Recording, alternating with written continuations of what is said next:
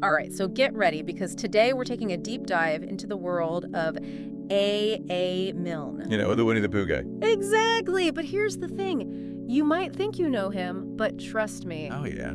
There's a whole lot more to Milne than honey and 100-acre wood adventures. Absolutely. We've got some great sources here to really uncover the man behind the bear. We've got Milne's Wikipedia entry. Okay.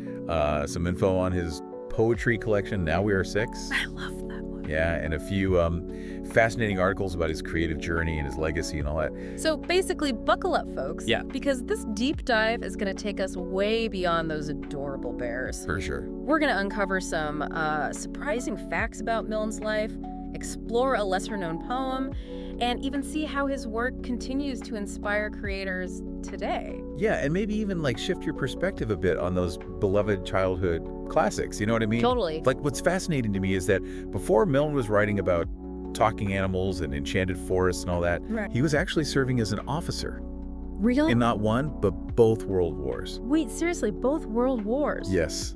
And he even wrote a book called Peace with Honor, Denouncing War. Of course, he had to kind of walk that back a little when World War II started. Wow. That's wild. It makes you wonder how those experiences, like fighting in the trenches, Yeah, shaped his writing, even the seemingly lighthearted children's stories. absolutely. And speaking of writing, Milne was actually a really, really prolific playwright, novelist, and poet before the Pooh books even came along. He was. Oh, So Winnie the Pooh wasn't his first rodeo. Not at all. He found success with plays and humor writing long before those honey-loving bears took over, you know? He was a regular contributor to Punch, that British humor magazine. Oh, wow. Yeah, but here's the kicker. Okay. He actually found the overwhelming success of Pooh kind of annoying. Really? Why? Why is that? Well, he kind of felt pigeonholed as a children's author. You know? Oh, I see. He wanted to be recognized for, the breadth of his work, not just the bear that everyone loved. Yeah, that makes sense. I mean, so many artists struggle with that, right? Right. Being known for one thing, Yeah, even if right. it's something as beloved as Winnie the Pooh. Yeah, exactly. So let's talk about a work of his that might surprise people. We're going to look at this poem from his collection, Now We Are Six. Okay.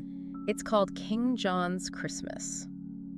Oh, interesting. Yeah, this poem offers, I think, a very different side of Milne's writing. Really? Yeah, it portrays King John. Wait, from the Magna Carta? Yes, that King John, not as this, evil villain, Right. but as a lonely figure. Really? Yeah. That's not how history usually paints him. No, not at all. It's a clever way for Milne to kind of challenge our assumptions about history and human nature. Yeah. And what makes it even more interesting is what this lonely king desires most. The thing he wants more than anything else is a simple gift. Okay, I'm intrigued. A big red rubber ball. A rubber ball Yeah? for King John. Yeah. What is Milne getting at here? Well, we'll dive into the poem itself later, but it's clear he's using humor and kind of this, pathos to explore some deeper themes about, power and desire and the human need for connection and stuff. I like it. Yeah, and speaking of unexpected connections, Yep. there's this modern creative group called Dreamlarking. I think I've heard of them. Yeah, they made a stop-motion style music video for King John's Christmas. A music video? Yeah. For a poem about King John? That's pretty out there. I know, right? But what's even more interesting is that they set it to AI-generated music. Really? Yeah. Wow. Which creates this, really cool connection to those classic Christmas specials from the 60s and 70s. Do you mean like Rudolph and the Grinch and stuff like that? Exactly. It's like they're tapping into this similar style of animation and storytelling that Milne's work seems to have influenced. Right. And it shows how Milne's influence is still rippling through generations and different mediums. It really is. So, okay, we've got Milne the war veteran, Milne the frustrated artist, Milne the inspiration for AI Christmas specials. Right. And it's all connected to this poem about a lonely king who wants a rubber ball. It's quite a mix, isn't it? It is. It really is. Okay, well, before we go any further, let's actually take a closer look at King John's Christmas itself and see what gems we can uncover. Okay. The poem opens with Milne stating, King John was not a good man. Okay. What do you make of that? Well, he's playing with our expectations, right? Yeah. I mean, we have this preconceived notion of King John as this tyrant. Yeah, the bad guy from the history books. Right, and now Milne is setting us up for a Christmas story about him. It's like, what's going to happen? That's it, yeah. He's immediately challenging our assumptions. Yeah. And then he describes King John like he's got this little cough and a tired head. Right. Almost as if he's just like, a regular guy with a cold or something. Yeah, he's humanizing him, isn't he? Yeah. Making him relatable, even a bit pathetic. Yeah. Which is like a far cry from this like fearsome monarch we imagine. Totally. Yeah. And it's this masterful use of humor that makes the poem so compelling, I think. Absolutely. Right. I mean, and then there's that line about King John being very cross because it's Christmas Day and he's all alone. Yeah. It's almost comical, but there's also this like tinge of sadness to it. You know what I mean? Yes, definitely. Like you feel for him, even Yeah. though he's supposed to be this like big bad king. Right. Milne is brilliant at balancing those like contrasting emotions. He really is. He doesn't shy away from highlighting King John's flaws, like his bad temper, his selfishness. Yeah. But he also lets us, get this glimpse of his loneliness. Yeah. His longing for something more. That's something more? Yeah. Is that big red rubber ball we mentioned earlier? Exactly. It seems like so simple at first. Right. But it becomes like incredibly potent within the context of the poem. I agree. I think it represents like a childlike yearning for joy. For something uncomplicated in King John's otherwise complicated life. Totally. And I think it subtly invites us to like reconsider our judgments. Oh, interesting. To see King John as more than just, this historical villain. It's like Milne saying even kings, even not so good kings, still have these basic human needs and desires. Yes. I mean, the question is, Yeah. does he get what he wants? Right. What happens next? So we've got King John all alone on Christmas and like really wanting this rubber ball. Yeah. Does anyone wise up and give him what he actually wants? Well, here's where Milne throws in another layer of humor. Okay. He describes all these extravagant gifts that King John receives, Okay. like a golden crown and 100 pounds, Oh, wow. even a silver dish piled high with plums. Okay, so the good life. Right. But none of that matters to him. Right, because he's fixated on the rubber ball. Exactly. It's like a kid at Christmas who ignores all the practical gifts Yeah. and only cares about that one toy they really wanted, you know? Totally. So Milne uses this, like contrast, Yeah. to emphasize how childlike King John is. Right. He doesn't care about wealth or power. He wants something that brings him pure joy, something to play with.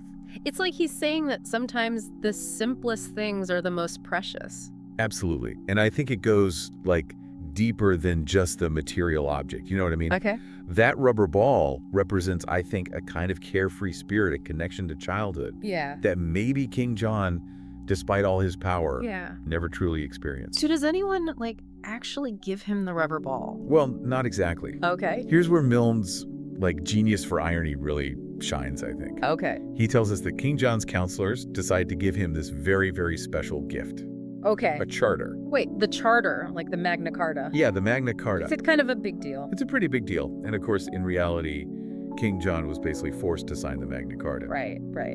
But that's what makes Milne's, twist so clever. Okay, I see what you're saying. Yeah. He's using this, iconic document, the symbol of, limited power and individual rights and all that. Yeah.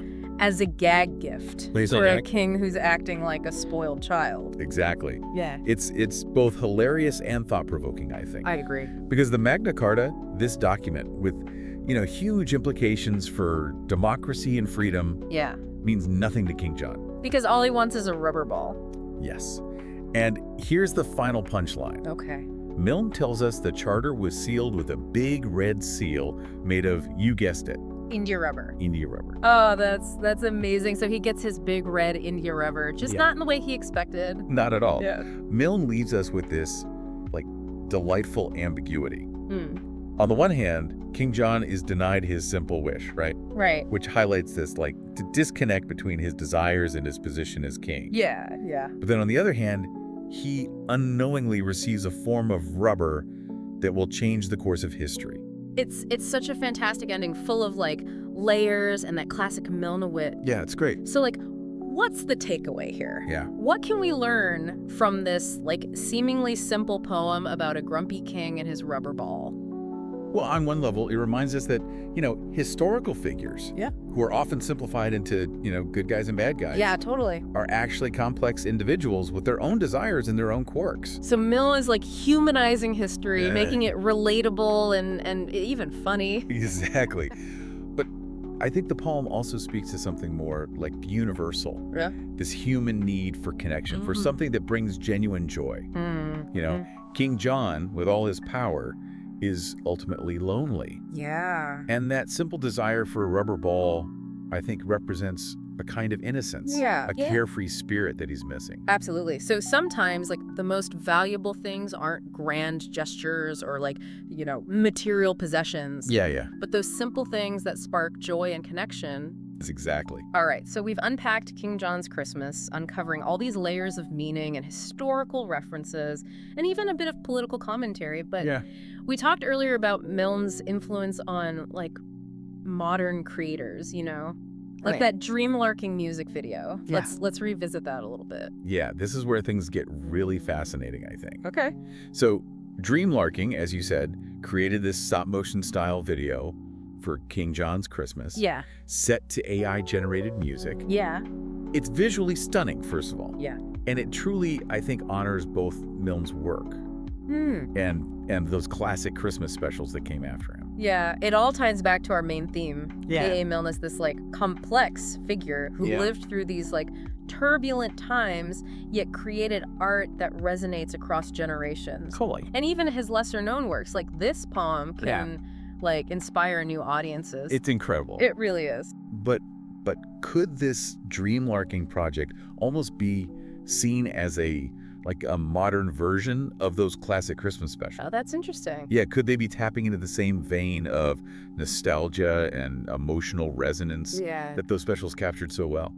That's a fantastic point. I mean, both utilize music and visuals to tell a story, evoke that, holiday feeling, and whether directly or indirectly, both are, like, inspired by Milne. Exactly. Think about those iconic soundtracks, like in Rudolph. Oh, yeah. Charlie Brown Christmas. Yeah. The music is, like, integral to the storytelling. Absolutely.